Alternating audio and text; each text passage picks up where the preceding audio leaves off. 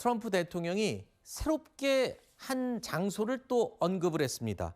그러니까 다음 표적으로 이란의 핵시설 한 곳을 또 딱 지목을 한 건데 바로 이란 중부의 이스파한 인근에 위치한 픽엑스 산입니다. 저게 지금 이란의 핵시설이 또 있는데 이걸 타격하겠다라고 언급을 한 거잖아요. 네. 지금까지 언급됐던 핵시설에 포함이 됐던 곳인가요? 아닙니다. 이 픽엑스산이라고 하는 것은 그동안 언급이 되지 않았던 곳인데 네. 어쨌든 그동안 포르도, 나탄즈, 이스파한 세 군데가 미국의 표적 대상이었거든요. 네.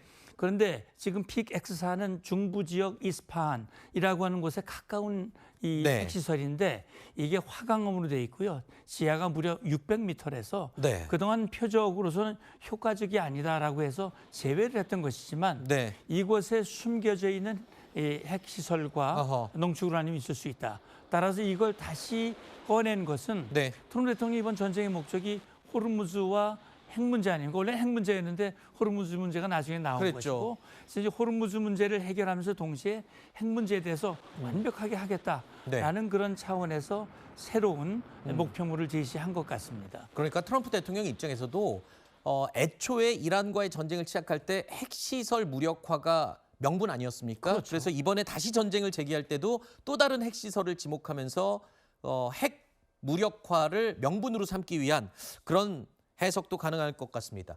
자, 그러다 보니까요. 자, 이런 최고조로 긴장이 올라가는 이 상황에서 러시아가 핵전쟁에 대비해서 만든 항공기가 있습니다. 영상에 보시는 바로 저 항공기인데요. 이른바 둠스데이라고 불립니다. 근데 저 항공기가 이란으로 갔다는 소식이 전해졌어요. 둠스데이, 핵전쟁을 지휘하는 항공기. 저게 왜 이란으로 갔습니까? 예, 이 항공기가 보니까요. 지난 2월 28일 장대한 분노 작전, 대이란 군사 작전을 시작하기 직전에도 한 번 이란을 방문한 적이 있었다고 합니다. 그렇죠. 그리고 이번에 다시 방문한 거거든요. 그러니까 이게 과연 무엇인가? 결국 러시아와 이란은 사실상 동맹 관계는 다름이 그렇죠. 없거든요.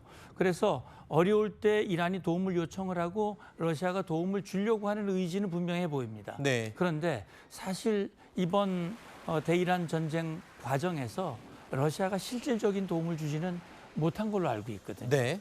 그러나 어쨌든 상징적으로 봤을 때 이 전쟁 이 지휘기가 갔다는 건 거기 중요한 인사가 타고 있었던 것이고 앞으로 이란이 어떻게 행동할 것인가에 대한 어떤 의논 또 도움 네. 이런 목적으로 아하. 이 지휘기가 갔을 가능성이 있고 앞으로 러시아의 행보 네. 또 이란과의 관계 어떻게 될지는 우리가 좀 주목을 해봐야 될 것 같습니다. 그렇군요.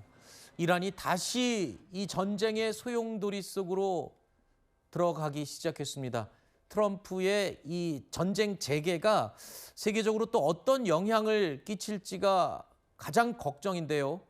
일단 그나마 다행인 건 한 번의 전쟁을 치르면서 경제적인 분야에서는 많이 면역이 좀 된 것 같습니다. 그렇습니다. 1차 때보다는 이 충격파가 좀 덜한 것 같긴 한데 제일 궁금한 건 이겁니다. 그러면 중단됐던 MOU 그리고 정전 또는 휴전 협정에 대한 협상 다시 재개될 가능성은 있습니까? 어떻습니까? 트럼프 대통령은 이런 일방적인 무력 행사를 가지고 끝낼 수 있다고 판단하지는 않을 겁니다. 그래요? 이렇게 압력을 군사적인 측면에서 경제적인 측면에서 이란 지도부를 압박을 해서 이란 스스로가 판단했을 때 더 이상 견디기 어렵다. 아하. 우리가 그동안 했던 행동을 가지고는 안 되겠다. 네. 그래서 호르무즈 해협에 대한 부당한 통제권, 그다음에 핵 보유에 관한 이 욕망 이런 것들을 내려놔야만 우리가 살 수 있다. 네. 이런 판단을 할 때까지 아하. 아마 이란을 압박을 할 것이고 네. 이것이 끝나느냐 그렇지 않은 이 분야는 이란 지도부의 선택에 달려 있다고 생각을 합니다. 그렇군요. 다시 시작된 이란 전쟁. 하지만 처음에 시작됐던 이란 전쟁 때와는 판도가 좀 다른 것 같습니다. 앞으로 어떻게 될까요?